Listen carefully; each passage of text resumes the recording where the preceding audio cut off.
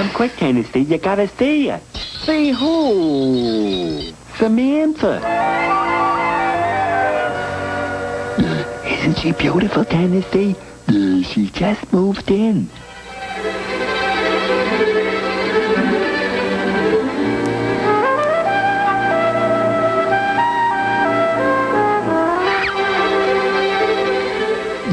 I sure wish I could get her to like me. If that's what you want, Chumley, just walk right up and introduce yourself. No, I couldn't do that, Tennessee. I'd bungle it all up. I'm always bungling things up. Well, I don't know how you can expect someone to like you if they don't know you. Now get up there and say hello to her. Do you think it'll be all right? Of course. Now get going.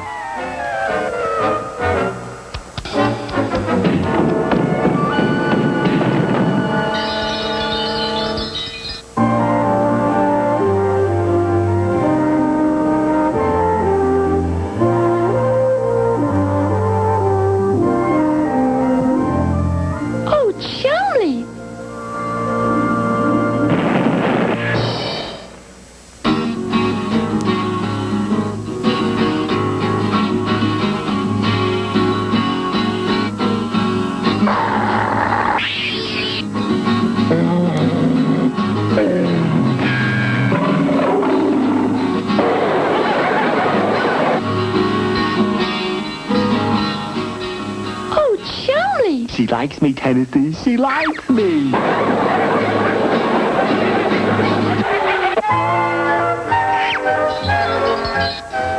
Samantha.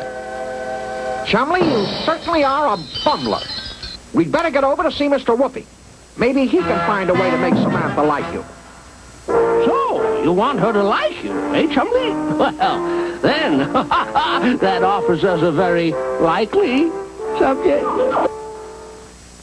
Of course, if this were the days of knighthood, the answer would be simple. How's that, MrWhoopee? Well, you see, the knights played in tournaments competing against each other for a lady's favor.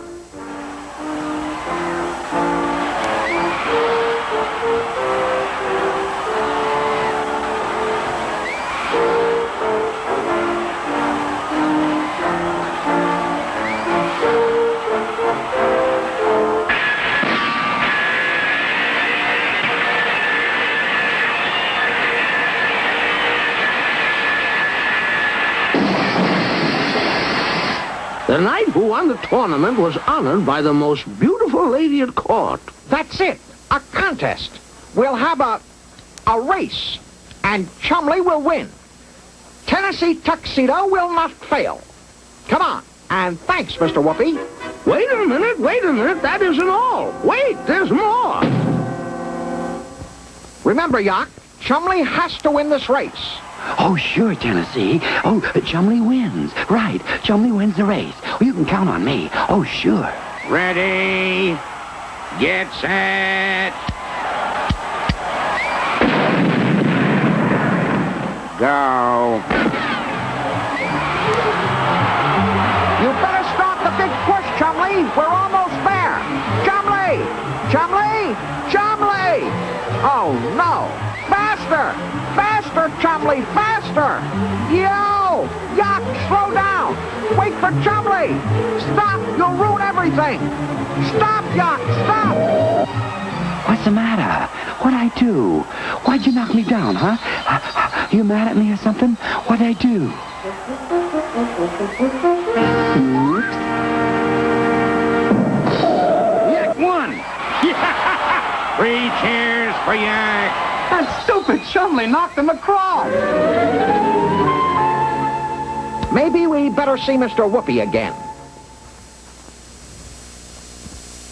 Well, do you have a riddle, Chumley? Yeah. How can 5 men stand under one umbrella and still nobody gets wet? Because it isn't raining.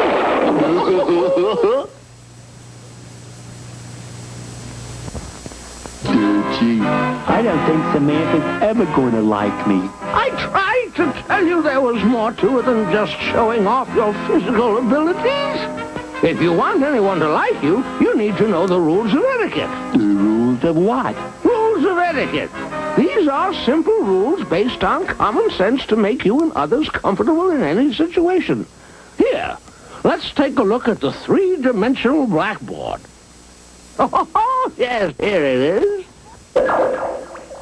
Rules of etiquette include table manners, proper greetings, introduction, polite remarks and replies. Oh, many, many subjects. But let's look at Chumley and... What's her name again?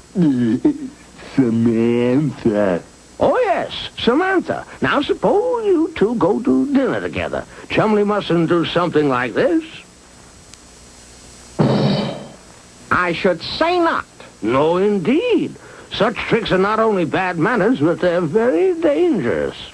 Instead, Chumley should hold Samantha's chair and guide her to the table as she sits down. You got that, Chumley? Hold her chair and guide it to the table. Exactly. And when it comes to opening doors, the gentleman never goes first. Instead, he opens the door for the lady, holds it, and then follows her in. I've got that. What next, Mr. Whoopee? When walking along the street, the gentleman takes the lady's arm to help her up and down street curbs and up steps as well. Okay. Help her up curbs and steps. What else? Well, let's see. A gentleman always walks on the side nearest the street with the lady he's escorting. And if they get on a bus, the lady goes first with the gentleman helping her. But getting off, the gentleman leaves first and then helps the lady down. I think I've got it now, Mr. Whoopee. It's just sort of doing things that will make life easier for her. Exactly, my boy. Why, some say that one of history's most famous gentlemen, Sir Walter Raleigh, even went so far as to lay down his coat so that a lady might cross a mud puddle without wetting her feet. That's the idea, Chumley. You've got to be like Sir Walter Raleigh. But gee, Tennessee, I'll never be able to do it the right way. Don't worry, Chumley. I'll be close to you every minute to see that nothing goes wrong. Tennessee Tuxedo will not fail. Good luck, boys. Thanks, Mr. Whoopee. Thanks, Mr. Whoopee. This is just lovely, Chumley. It would be perfect if we just had candlelight. No sooner said than done, fair lady. One candle coming up. How's that? Zowie! Dynamite!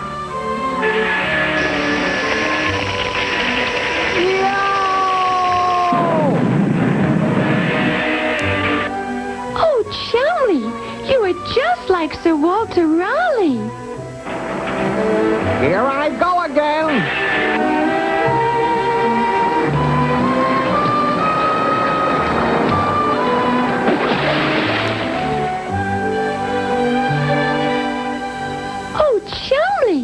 I've had so much fun today. Gee, Samantha, I had fun too. Oh, no, not again.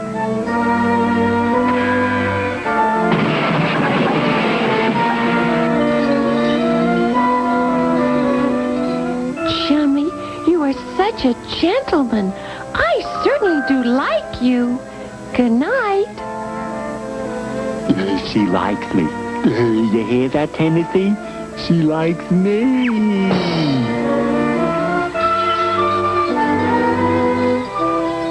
She likes me, Tennessee. She likes me. Great, Chumley. But the next time you want someone to like you, don't expect me to go out on a limb for you again.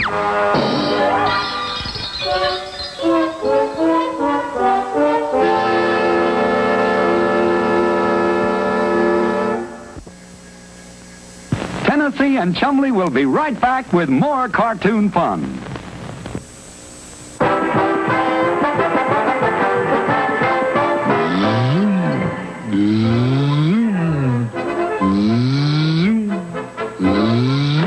Chumley, why in the world are you making those ridiculous noises? Gee, Tennessee, I'm pretending like I'm a driver in this big car race. Let's see. Big race next week. Anyone can enter. $500 first prize. Zowie! That's for us, Chumley. We're going to win that race. But gee, Tennessee, I was only pretending. We can't enter with this old bed. We're going to build a racing car, and we're going to win that money. Tennessee Tuxedo will not fail. Let's go get Yuck and Baldy. Gosh, Tennessee, this sure is a funny racing car. How's it going to work, Tennessee, huh? Very simple, Yuck. Inside here, we have a giant spring. The key on top winds up the spring. Then when we release the brake, we'll be off like a flash. I think I'll just sit this ride out. Don't be ridiculous, Baldy. There's nothing to worry about. Okay, Tennessee. It's all wound up. Baldy, release the brake.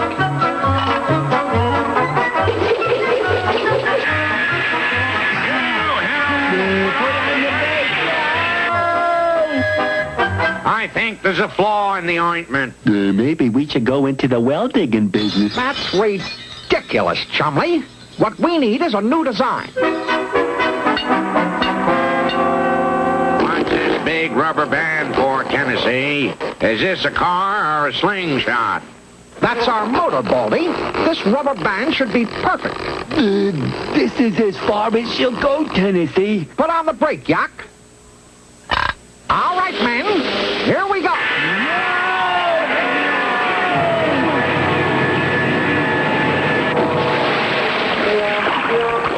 Seems to me, Tennessee, this design is all wet. We'll have to try a new model. Gee, Tennessee, this looks more like a rocket ship than a car. Exactly. This is our jet car. We simply blow up the big balloon, the brake clamps the end of the balloon shut until we're ready to go. Then we take off the brake, and we blast off. That's enough, Yuck. Put on the brake, Baldy. Let off the brake! Look out! Slow it down! Slow down the air!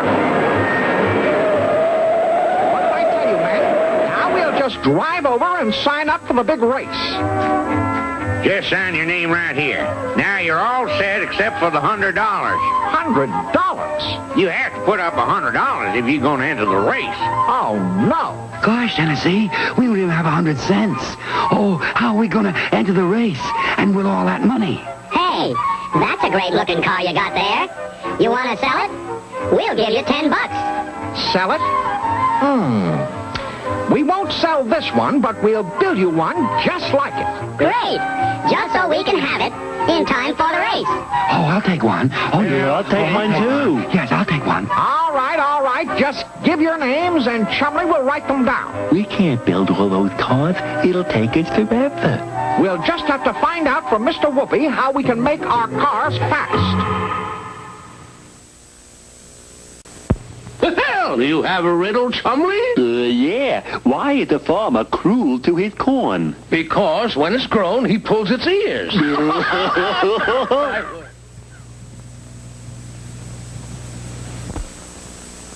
Well, boys, so you want to speed up production on your automobiles, eh? Well, I wouldn't want your plans to backfire, get it? Well, what you need is assembly line production. Gosh, MrWhoopee, what's that mean, huh? Let's take a look at our flashy, flexible, three-dimensional blackboard.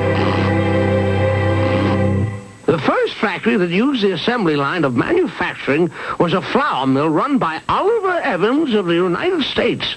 This mill cleaned, ground, and sifted the grain without stopping between steps.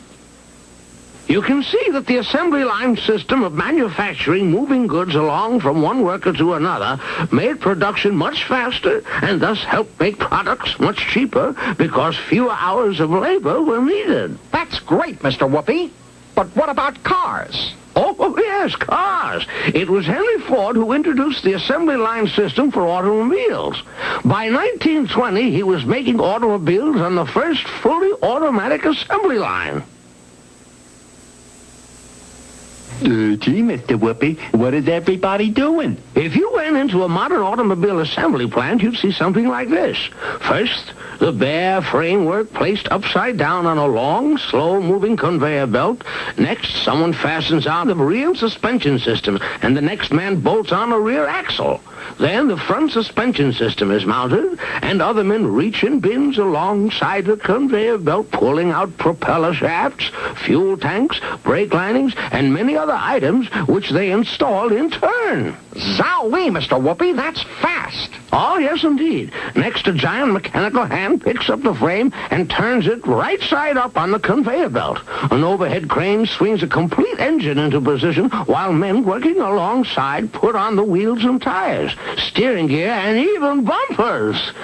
A moment later, out of an opening in the ceiling, a complete car body is lowered into place, and in pits underneath, the assembly line men tighten bolts to hold the body to the framework, and other workers around the car connect tubes and wires. Put on seat covers and floor mats and all the rest. Looks to me like all those people would trip over each other. Oh, no, my boy. There is no frantic haste or confusion. Each man has only a few operations to perform, and their work is so arranged that no one interferes with anyone else. You see, the whole process of assembly line production is a good example of teamwork between workers and management to make enough cars to go around. And that's exactly our problem. Come on, men. And thanks, Mr. Whoopee. Here we are, men. Our own assembly line. We're going to build 10 cars exactly like this one of our own. Yak, you'll put one of those frameworks on the conveyor belt and slap on the back wheels. Baldy, you'll put on the front wheels and the steering wheel. Chumley, you'll put on the body and doors. And I'll put on the balloon. We got I'm ready. Yeah.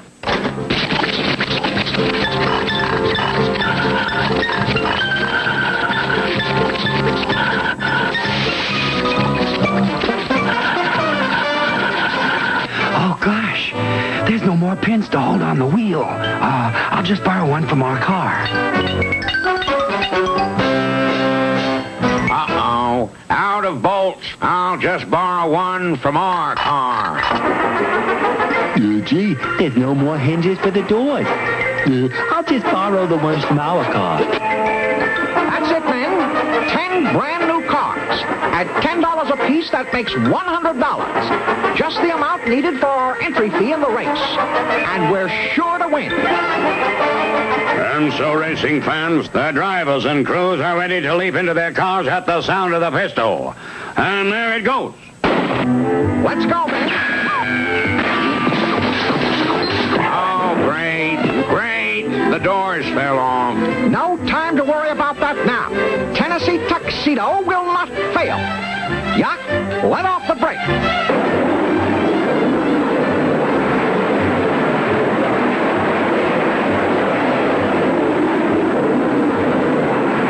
I can't steer it. There's no bolt on the steering wheel. Let me out. Let me out! I think we lost. But look at that, Tennessee. All those cars that are winning, they're ones we made. Oh, isn't that great? Just great. They get the prizes and... And we got the bird.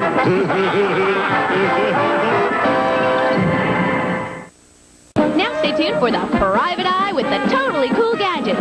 He's Inspector Gadget, and he's next here on 39 WDZL.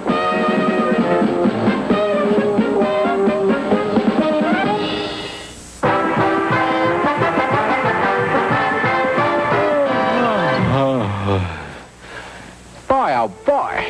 Bed sure feels good tonight. I'm really tired. Yeah, Tennessee. StanleyLivingston really worked us hard today. Whew. Sweeping the walkways, cutting the grass, picking up paper.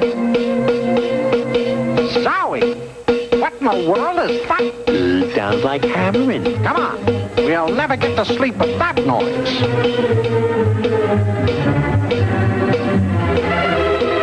Hold it! Hold it! Hold it! What in the world is going on here? We're building robots, Tennessee. That's what we're doing. Baldy and I are building us robots to work for us. Then we won't have to sweep up or mow the grass or anything for StanleyLivingston. Robots? What a ridiculous idea. These pieces of tin can't do any work. Now, you'd better get to bed before Stanley hears this noise and makes you work even harder. Come on, Chumley. Boy, that sure was funny, huh, Tennessee? Them thinking they could build robots? Ridiculous. The idea of real robots to work for them. Really ridiculous. Ridiculous.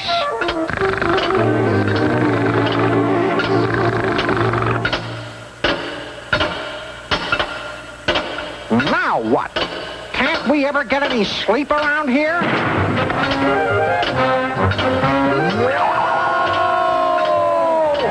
have ridiculed robots. Now you must come with us and be judged by the regal robot. Help! Help! Somebody David, save us! Help!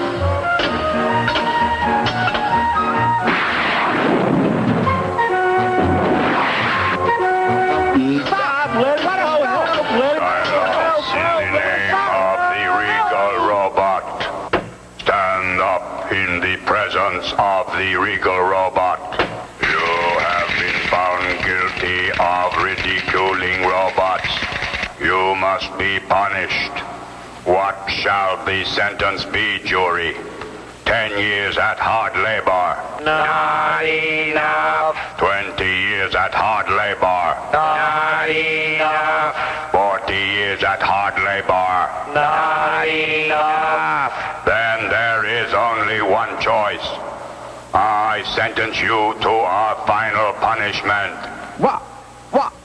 What is it? I sentence you to be tossed into the melting pot. Hooray! Hooray! The melting pot. Toss them in the melting pot. No, you wouldn't do that. Not the melting pot. Toss them in the melting pot. Oh, gee, Regal Robot, don't do that. Have a heart, please. Have a heart. I have no heart. No robot has a heart. Away with them. The melting pot. Toss them in the melting pot.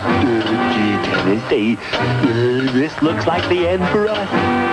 We never should have made fun of robots. If only we could build that Regal Robot a mechanical heart, maybe then he'd forgive us. We've got to escape and find out how to build one.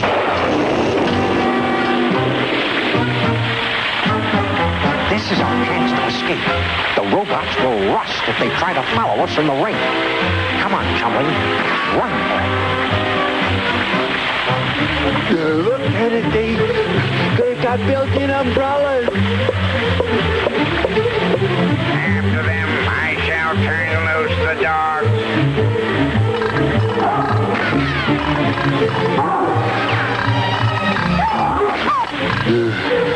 They sick the dogs on it, Tennessee.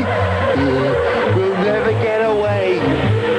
We've got to build a heart. Look, that sign. It says, the friendly robot with all the answers. That's our only chance. Come on, Chumley. We'd better get back to the zoo before Stanley misses us. Gee, Tennessee, how about another riddle? All right, Chumley, go ahead. Why does the Statue of Liberty stand in New York Harbor? I know. Because it can't sit down.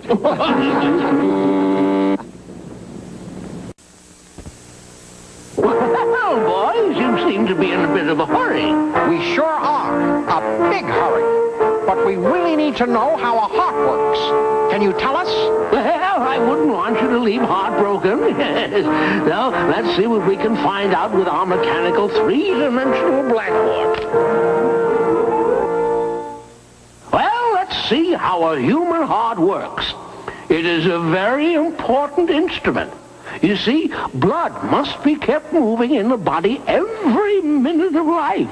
Gee, why is that? Well, the blood must carry food and oxygen to all parts of the body, and it must also take away waste materials.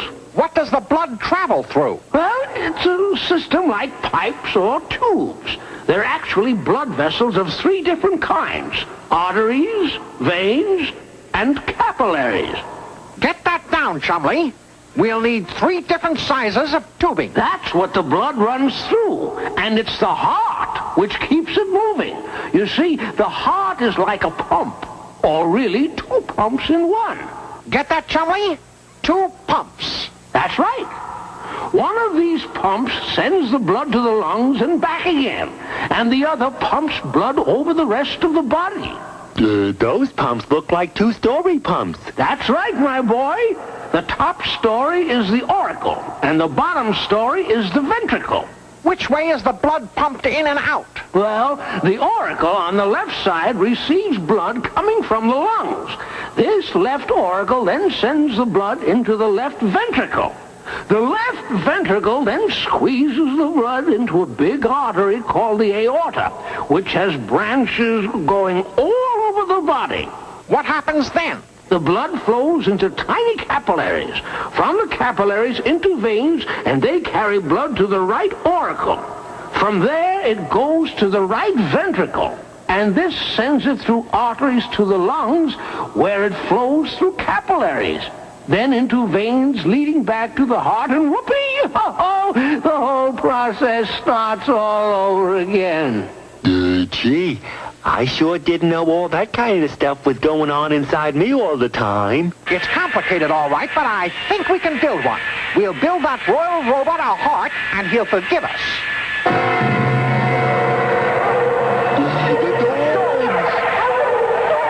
But wait, boys, wait! I wanted to tell them that people's hearts don't really give them feelings of love and kindness, but I guess they'll find that out the hard way. Lucky we found that plumbing store to get all this stuff. We're almost ready to test the heart. Yeah, but do you really think it'll work, Tennessee? Of course, Chumley. Tennessee Tuxedo will not fail. So here they are. Seize them. Whoa, wait, Regal Robot. We've built a heart just for you. Just watch.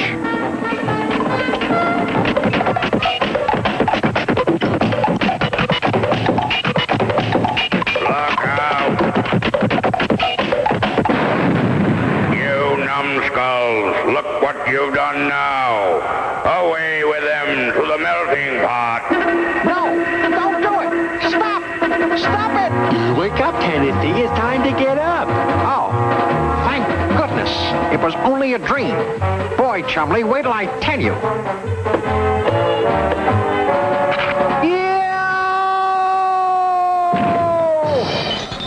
You guys were right. We couldn't get those robots to work, but they sure made scary disguises.